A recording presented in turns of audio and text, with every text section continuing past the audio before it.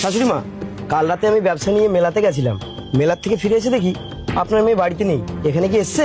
মেয়ে আসেনি, মেয়েকে নিয়ে চলে এসেছি। কেন মা, আপনার মেয়ের সাথে তো আমার কোনো অশান্তি হয়নি। দেখো বাবা, তুমি খুব গরিব, সামান্য ফুচকা ব্যবসা করো। ওই ব্যবসা করে যা ইনকাম করো তাতে কি আমার মেয়ের ভবিষ্যৎ হবে? দেখুন মা, কোনো ব্যবসায়ী তো ছোট না। তাছাড়া আমার শ্বশুর মশাই তো সবজি ব্যবসা করে।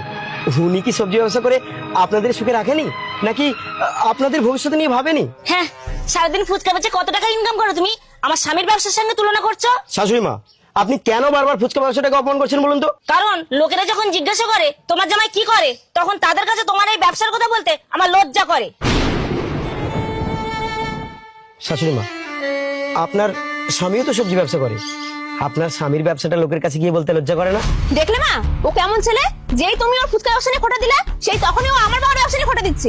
প্রতিশোধ দিচ্ছে মা, প্রতিশোধ। কি হচ্ছে রে মা সকাল সকাল জামাইয়ের সাথে? বাবা দেখো না, তোমার জামাই আমাকে নিতে এসেছে। আরে বাবা জামাই, তুমি মেয়েকে নিতে এসেছো? খুব ভালো করেছো বাবা।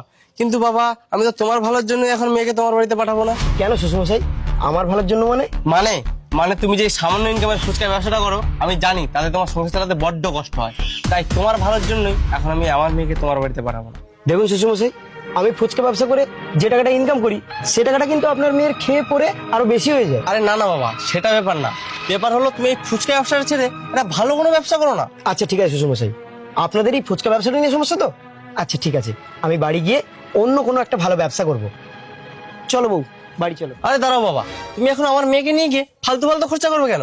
আগে তুমি 2-4 মাস ব্যবসা করে নিজের পায়ে দাঁড়িয়ে নাও, তারপরে সে আমার মেয়েটাকে নিয়ে যাবে। আচ্ছা ঠিক আছে শ্বশুরমশাই, তাই হোক।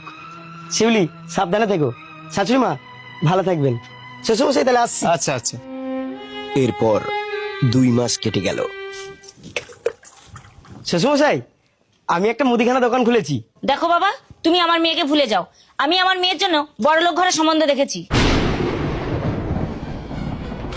কেন শাশুড়ি মা, আমার অপরাধটা কোথায়? অপরাধ তোমার একটাই, যে তুমি গরিব। তাই আমার মা আমার জন্য এই বড়লোক ছেলেকে দেখেছে। বাহ শাশুড়ি মা, বাহ, চমৎকার। জামাই গরিব বলে আপনি আপনার মেয়ের জন্য জামাই বদলে ফেললেন। তা মেয়ের বাপটা তো গরিব, সামান্য সবজি ব্যবসা করে। মেয়ের জন্য মেয়ের বাপটাকে বদলে ফেলুন। দাদা দাদা, তুই যে লটারিটা কেটেছিলিস তাতে 20 কোটি টাকা বেঁধেছে। 20 কোটি? বাবা জামাই, চলো ঘরে চলো।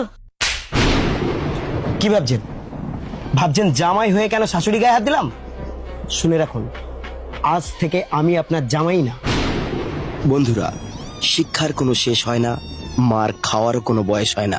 তাই অশিক্ষিতদের এভাবেই বোঝাতে হয়। ধন্যবাদ।